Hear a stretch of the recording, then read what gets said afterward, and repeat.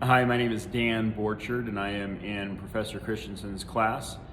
And for presentation 4, I have chosen to talk about the Whistleblower article that highlights Harry Markopolos and the Madoff scheme. So just to kind of give you an overview of the situation, you have Harry Markopolos, who works for a firm, and his boss asks him, because he's one of the top accountants and just is phenomenal with numbers, asks him to deconstruct Madoff's process to see what strategy Madoff was using and if it could be replicated. The returns that Madoff's group was getting was phenomenal, and it was something that they weren't able to compete with. So the goal was to really see what he was doing and then replicate it if it was possible. So Markopolos did just that. He jumped into the numbers and started to deconstruct what Madoff was doing. And the hard part for Markopolos was, as he looked at it, there's so many red flags.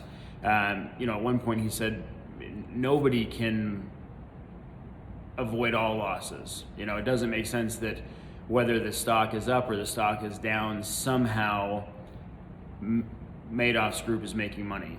So there's a lot of red flags, and Markopolos noted many of those and had his questions and concerns very quickly after diving into what Madoff was doing. So what I was going to focus on today is how Markopolos handled the resolution to the ethical conflict by going through the IMA basic steps, as well as We Don't Need Another Hero by Badaracco.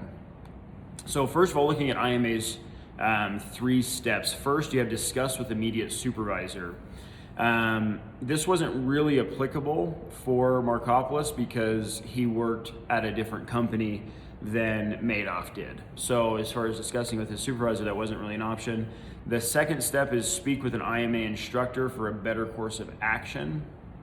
So Markopolos had left the company he worked for and started his own kind of fraud investigation company, and felt like he had a really good handle on on the situation and on the action that needed to be taken.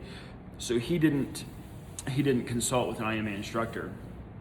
The third step was consult with a personal attorney, which the truth is, this is something that Markopolos didn't do either, but it seemed like that might have been in his best interest. He sent a lot of memos and a lot of letters to the SEC, which later, was talked about that the SEC should have investigated further some of the tips and information they received on Madoff, because at the end of all this, and I guess not to tell the ending, but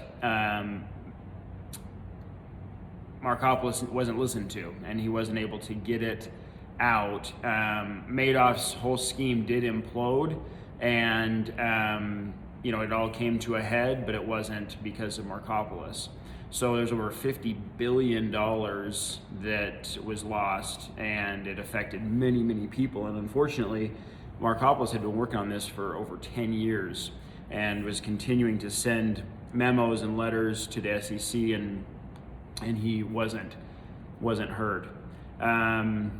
So looking at Badaracco's 4 steps that he highlights, first is putting things off until tomorrow. And that was something that, I think he did well. He focused on what needed to be focused on. He sent in what he needed to send in, and he was really rallying to expose this. The next was picking your battles. He picked his battles. He went as hard as he could at this because he knew it wasn't right, and it was an ethical conflict that he recognized. Badaracco talks about bend the rules, don't break them, and he stayed within that as well, and then find a compromise. Markopoulos did that as well. So, you know, for me,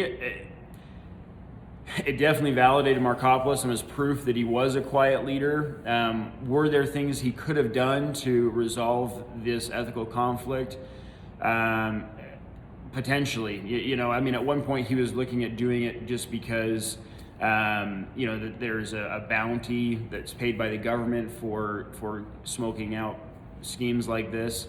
But it was bigger than that for Markopoulos from what I read. You know, he wanted to do what was right, and he wanted to resolve this ethical conflict, and he saw it so clearly. Great guy, quiet leader, Markopoulos.